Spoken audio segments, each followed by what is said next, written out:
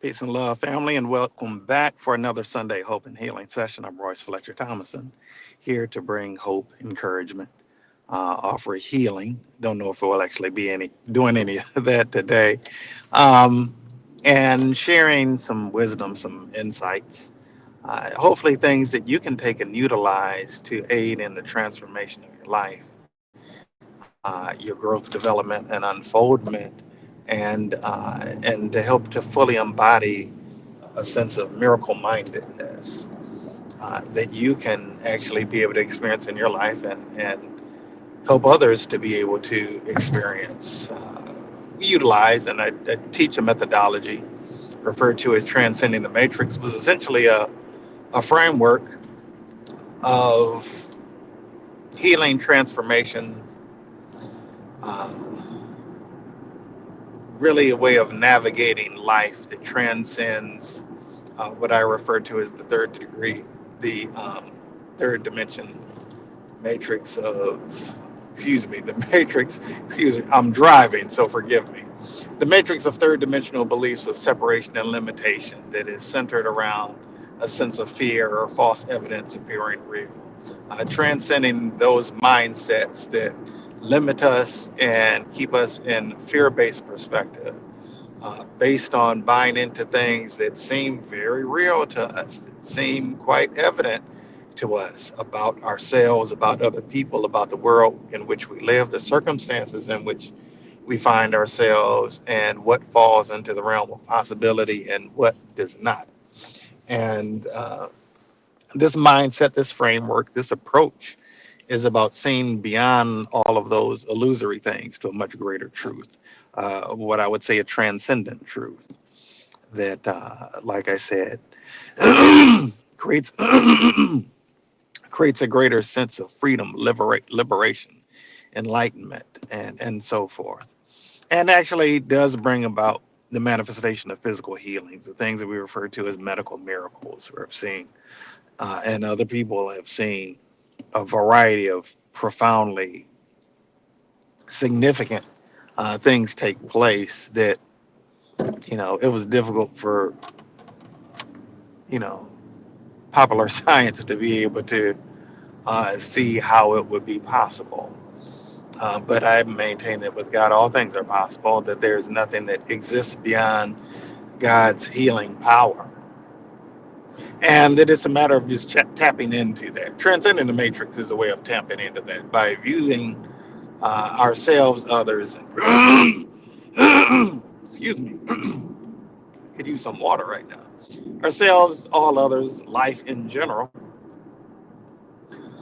um, from what I'll say is a transcendent mindset, a transcendent perspective that makes things possible, where you recognize that God is the healer ultimately, but we can be vessels of that healing, that transformation in our own lives and that of other people. And that love is the tool by which that happens and is made manifest. We really talk about this in depth in uh, in transcending the matrix training or initiation, where 3 day training, by the second day of class, people are able to tap in the way that I'm able to tap in. The secret isn't with me. Um, I've seen some wonderful things happen. I'm just a vessel of that, and you can be a vessel of that. It's just a matter of tapping in, being plugged into the power source, and aligning your mindset with the possibility. And we share a methodology, a very simple methodology, um, that helps you to be able to do that in an extremely empowering way. But then beyond that, and really, what is the creme de la creme for me is the impact that it has on the practitioners, as far as seeing beyond our own illusions, getting out of our own box. In a way, it seems that we're helping other people to do that. And it certainly does manifest in that way.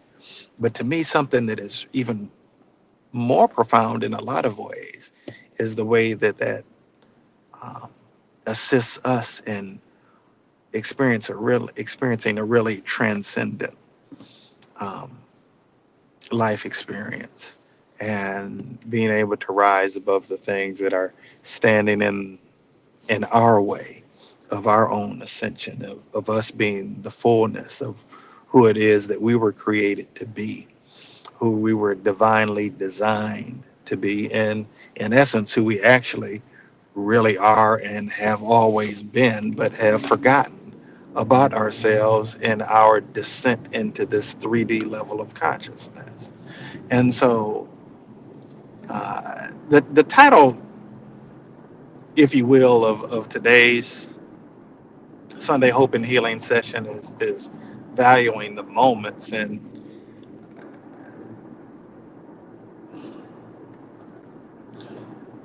life in so many ways is consisting of these different moments.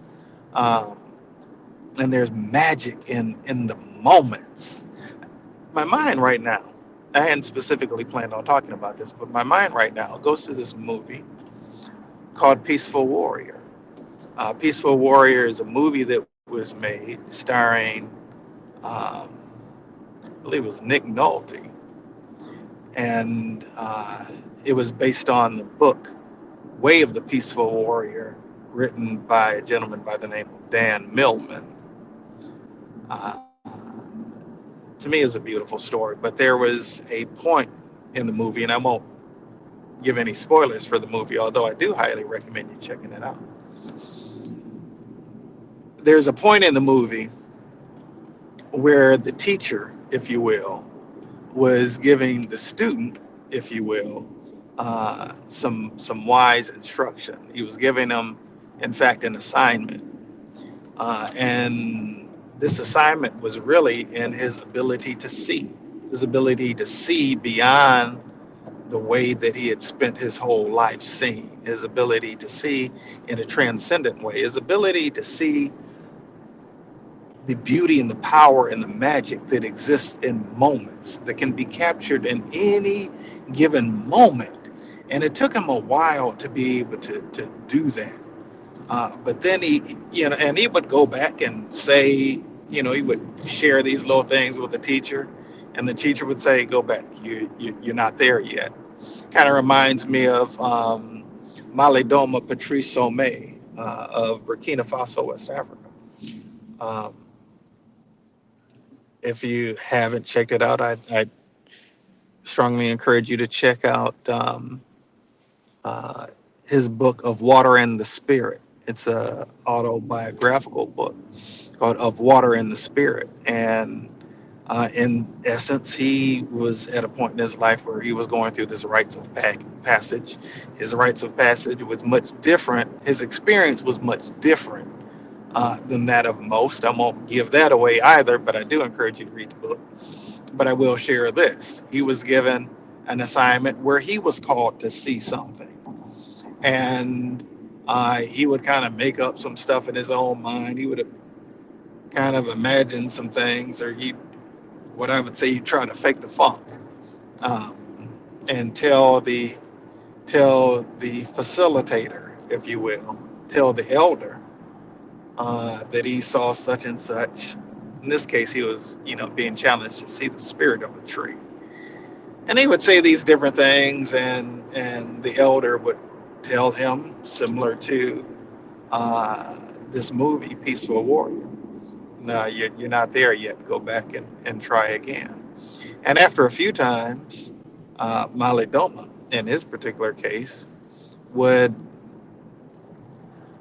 kind of be thinking some thoughts in his mind, kind of grumbling in his mind, not out loud, with his back to the gentleman as he was walking back to take his seat where he was designated to do so, to focus on seeing the spirit of this tree. And the elder said to him, "And stop thinking what you're thinking right now."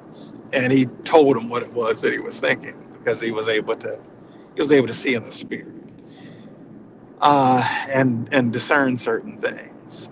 But at any rate, in the process of us living life and going through, in the process of us going through life, a lot of times we miss really living it. We're rushing from one moment to the next.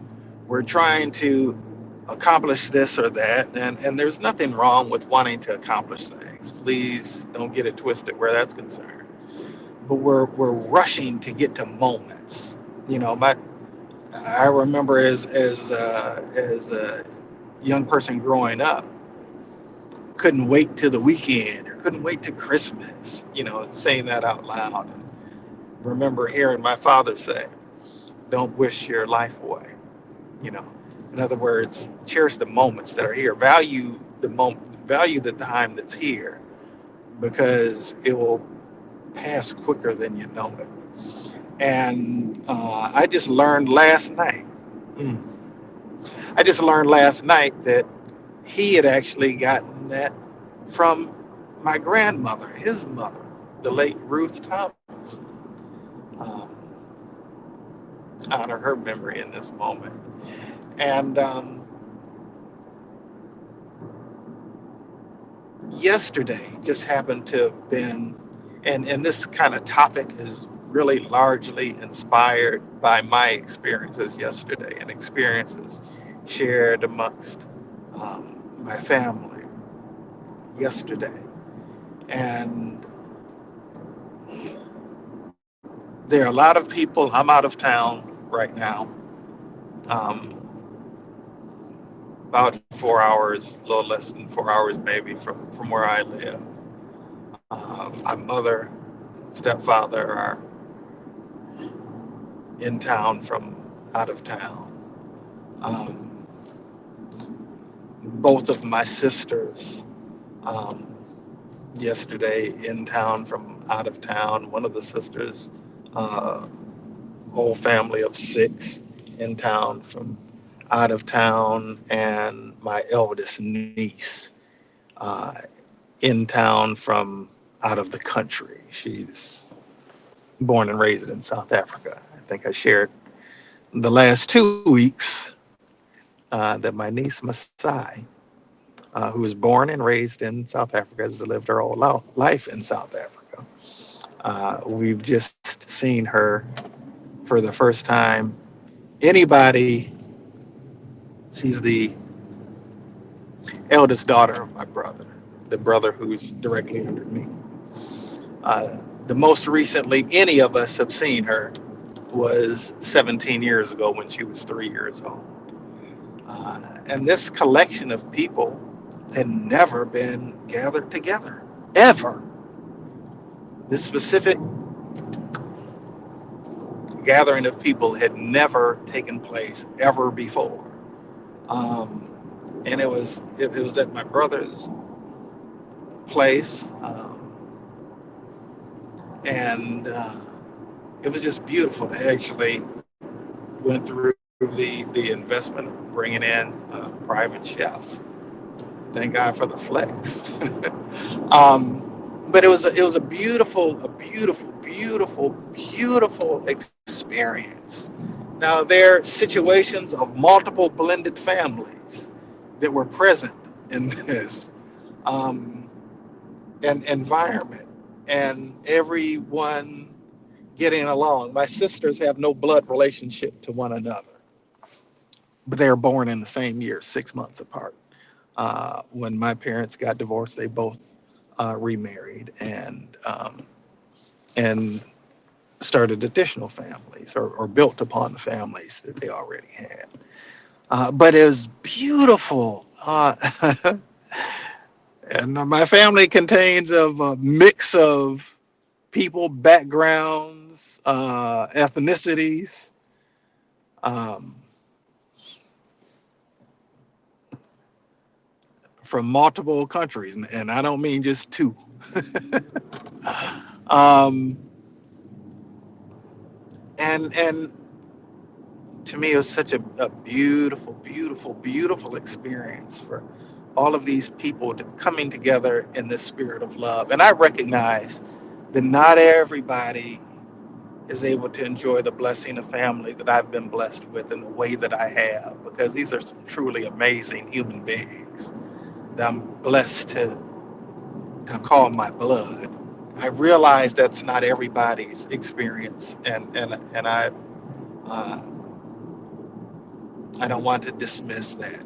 But what I will say is, regardless of what your familial situation is or has been, whatever your life circumstances are, there are precious moments. And I'm not pretending, by the way, that everybody in my family recognized the moments that took place yesterday for what they are. I'm actually quite clear that, not everybody was necessarily completely present to that, although everybody enjoyed it. I'm aware that not everybody necessarily experienced it to the degree that I did. And I'm not saying that I'm particularly special because I was able to recognize something magical in the moments. Everybody did to a certain degree. Um, but I do want to encourage all of us to aim to be present in the moments that are available, because there are so many precious moments. There's so many times where we're rushing and we're in this hustle and bustle of life. I've been down here, I've made 3 trips down here in the last 2 weeks, or a little over 2 weeks. And it'll be a total of about 3 weeks that I will have been down here, having made a couple brief trips back home to take care of some things. It's not necessarily easy to be away from home for a 3 week period, because I still have to work. There's still stuff I have to do. I'm broadcasting right now in the car on the way to my brother's house, the family gathering that I'm on my way to right now. Um, doesn't make the fact that there's still things that I need to do spiritually, things that I need to do in terms of the support that I'm endeavoring to provide, because these family experiences are taking place. I got all kinds of meetings and a lot of other things taking place. It's not always convenient, uh, these times when I'm with family. In fact, most of the times it's not at all convenient. But convenient is irrelevant, in matters that pertain to love and connection. I'm going to let that breathe for a minute. Love isn't about convenience. Seizing moments isn't necessarily about convenience, and often, convenience is totally off the table. I mean, that's it's not the point. But regardless of where you are in your journey in life, regardless of what kind of life circumstances you might find yourself in, there are so many moments that I am sure you've missed, just like I know there have been a lot of moments that I've missed. Thinking about things that I needed to be doing, thinking about places that I needed to be, think about stuff I needed to be tending to. And that's not to say don't tend to stuff, don't handle your business. Absolutely handle your business. Tend to what it is that you need to tend to. And also be mindful of the other transcendent things that are calling you, that are calling for your attention, for your focus. You know, I guarantee you, when you come to this point, come to the point where you're getting ready to leave this earth, if you have any regrets, those regrets will likely come in the form, or if there's anything that you would have wanted more of, when you come to the time of moving in the direction, coming close to the time of taking your last breath, when you are further along in your life, maybe than where you are right now, and you've perhaps accumulated some life experiences that have reminded you how fleeting and fragile life is, have reminded you that No day is promised, no next moment is promised. The things that you'll be thinking about is those precious moments that you've had with people that mean something to you, moments that you've seized. And maybe, unfortunately, you might even have some regrets about moments that you didn't seize. But hopefully, you'll take advantage of the opportunity to seize more moments than you don't, that you'll value those moments, that even in the midst of moments taking place, that you'll be able to have the wherewithal, the presence of mind to see and cherish the moment for what it actually brings you, the gift that that moment offers you, because they're blessings that not everybody is privy to. They're blessings that not everybody gets to enjoy. Like I said earlier, I am very keenly aware that there's certain blessings that I have access to that other people just don't. Not everybody has the opportunity for all the things that I have opportunities to, and I'm humbled by that and deeply grateful for that. But there are some things that you have access to and opportunities that you have. Greetings, Danny Stillwell. And I hope that you'll have eyes to see them. I quote Yeshua HaMashiach, the Master Jesus, all the time, and something that he said. The eye is the lamp of the body. And if your eye is single, in other words, if your eye is whole, if you're seeing things from a holistic perspective, your whole body will be filled with light. I say all the time that darkness, that all sickness, all dis-ease is simply the result of the presence of darkness. Darkness isn't really a thing unto itself, and it's not something we need to be mad at or that we need to curse or anything of that nature. Um, I pulled somewhere in this little uh, turnaround. I thought I'd be somewhere where nobody was coming, but somebody's behind me, so excuse me. Um,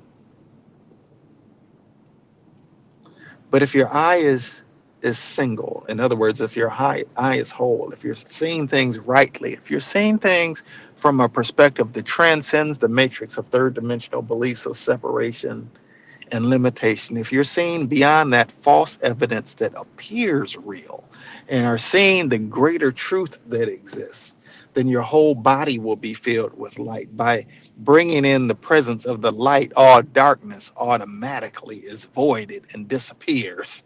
It's not something you have to get mad at or chase away. Just by bringing in the presence of the light, the darkness disappears. The way that you know through and through that you are the light, you're made in the image and likeness of divine perfection itself. Scriptures tell us that we're we're we're made in the image and after the likeness of God. But the way that we truly know that, beyond just our intellect, it's one thing to read that, it's one thing to hear that, it's another thing it's one thing to believe that intellectually, conceptually. It's another thing to know it experientially. And the way that we truly know that, the way that we truly know that experientially, is when we get to the point that all we see is light. That when we are interacting with people, all we see is light. And when we're facing life circumstances and situations, all we see is light. When we look out into nature and we can be captivated by the magic that's present in a moment, we're seeing light. My prayer for us today is that we might truly cherish the moments, that we might truly value those moments, that we might have eyes to see them, that we might even look for them, be intentional about perceiving them, embrace them for everything that they're worth, and really master the art of being present in all of the magical moments that exist throughout the course of our lifetimes, because all that life is the stringing together of one magical moment after another. We just need to be able to have eyes to see them. With that said, I'm going to bid you all adieu. I pray that nothing but good things appear in your consciousness, that you have the eyes to see the beauty and the blessings that are available in the moments that are presented to you as we endeavor to enter into and dwell in the sustainable state of supreme satisfaction. I send you forth with peace and love. Catch you next time.